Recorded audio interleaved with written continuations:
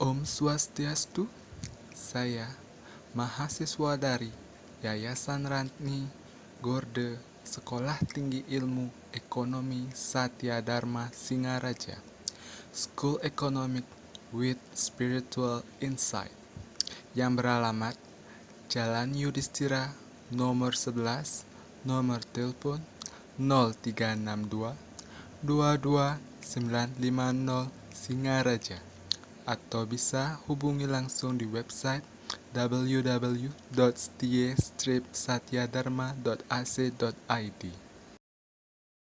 Video ini saya buat untuk melengkapi ujian akhir semester mata kuliah Manajemen Pemasaran. Sebelum saya memulai untuk topik pembahasan, izinkan saya untuk memperkenalkan diri sebelumnya.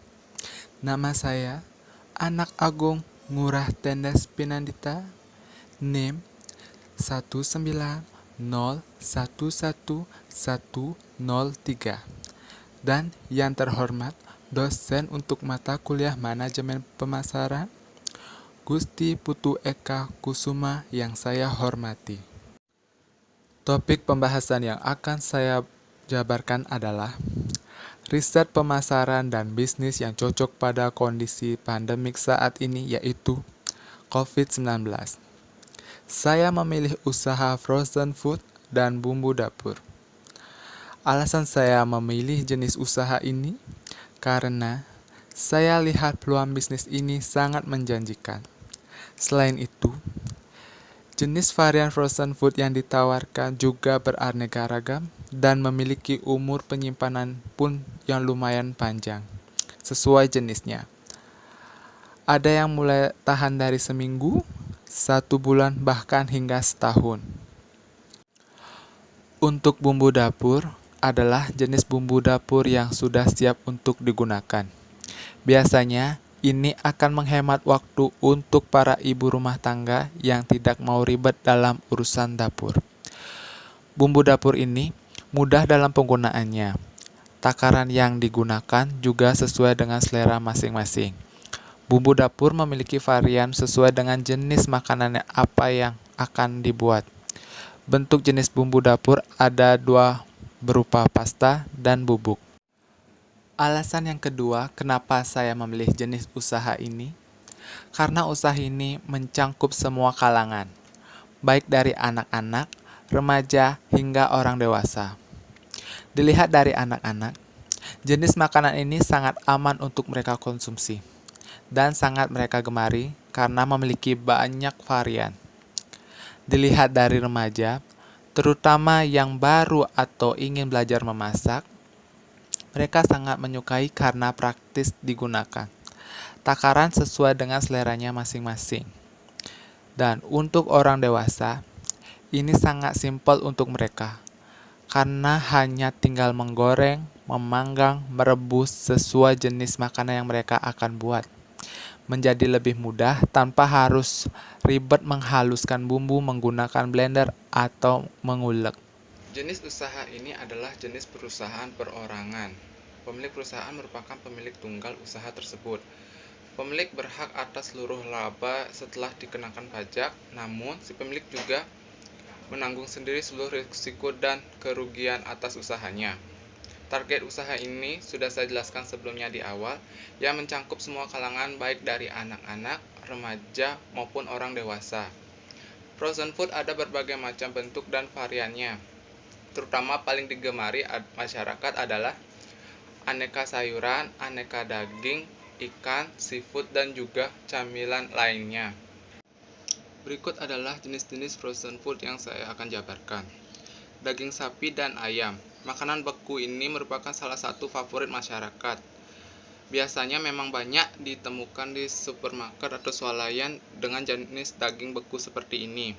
Namun, dengan kehadiran frozen food, daging sapi dan ayam itu tentu menjadi keuntungan tersendiri. Makanan ini bisa disimpan dikonsumsi dalam jangka waktu yang lebih lama, bahkan dengan variasi frozen food sekarang yang semakin menarik, tentunya daging yang sudah dibumbui tanpa diolah kembali, hanya tinggal memasaknya saja. Berikutnya adalah daging ikan dan seafood. Selain daging ayam dan sapi, salah satu olahan frozen food lainnya yaitu daging ikan dan seafood. Makanan ini merupakan aneka daging ikan-ikan seafood seperti udang, cumi, gurita, dan sebagainya.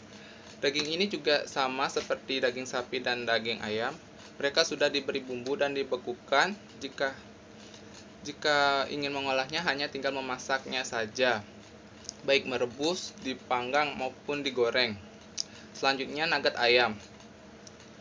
Nugget ayam adalah hasil dari olahan daging ayam maupun sapi yang memiliki cita rasa tertentu. Makanan beku satu ini menjadi favorit masyarakat besar karena rasanya dan pengolahannya hanya tinggal digoreng saja. Berikutnya adalah bakso. Frozen food ini adalah salah satu makanan yang juga menjadi favorit. Kenapa? Karena bakso sendiri memang banyak penjualnya, namun dengan harga yang cukup relatif. Dan yang lainnya, kita harus mengantri jika salah satu toko favorit kita itu terlalu ramai. Jadi, jalan singkat kita untuk menikmati bakso sendiri melalui dengan bakso yang sudah dibekukan. Kita hanya tinggal mengolahnya saja tanpa harus mengantri untuk membelinya. Selanjutnya tempura. Tempura adalah salah satu makanan jenis Jepang yang terkenal di Indonesia saat ini. Kita tidak perlu lagi kembali memasuki restoran Jepang untuk mendapatkannya. Selanjutnya sosis. Makanan satu ini adalah makanan yang sangat disukai oleh para anak-anak. Makanan ini bisa diolah dengan cara digoreng maupun dipanggang, sesuai dengan selera anak-anak. Makanan ini tidak jauh dengan olahan pertama seperti tempura, nugget, dan bakso. Makanan ini juga merupakan daging cincang. Tapi sekarang kebanyakan sudah berevolusi menggunakan bahan sintetis dan diawetkan dengan cara diasap atau direbus. Untuk olahan daging yang dibekukan, kalian bisa cari sendiri di internet untuk mendapatkan jenis-jenis yang lebih banyak lagi daripada yang saya jabarkan. Kemudian berikutnya adalah aneka sayur yang dibekukan. Biasanya kita belum lumrah untuk sayur dibekukan, namun kini sudah ada. Namun tidak terlalu banyak seperti olahan daging sebelumnya. Biasanya frozen food sayuran ini berupa wortel, buncis, brokoli, kacang polong, jagung, dan juga bunga kol. Hanya baru itu saja yang bisa kita temui di supermarket di sini. Untuk jenis sayuran lain belum ada yang dibekukan, hanya untuk sayuran ini. Dan sayuran ini pun juga sangat mudah diolah, dapat digunakan sebagai pendamping steak, katsu, bahkan bisa digunakan menjadi sup. Untuk selanjutnya bumbu dapur. Bumbu dapur banyak jenis variannya, dan masih juga banyak anak remaja yang belum bisa mengenal jenis-jenis bumbu dapur tersebut, bahkan keliru hanya membedakan jahe, kunyit, dan lengkuas. Namun kini mereka sudah dapat mengenalnya dan dapat mendapatkannya dalam bentuk bubuk maupun pasta yang tinggal diolah saja. Biasanya yang berbentuk bubuk yang kita lumrah temui adalah lada bubuk, cabai bubuk, paprika bubuk, oregano, dan yang lainnya. Selain itu, yang berbentuk pasta seperti pasta cabai, minyak cabai, bahkan ada yang siap dipakai seperti bumbu rendang, bumbu rawon, bumbu nasi goreng, bahkan bumbu untuk pasta atau spaghetti pun juga ada. Bumbu ini sangat praktis digunakan dan menjadi senjata andalan para ibu rumah tangga yang ingin cepat dalam proses memasaknya. Mereka tuh tidak perlu lagi yang namanya untuk memblender bumbu ataupun mengulek yang menguras tenaga.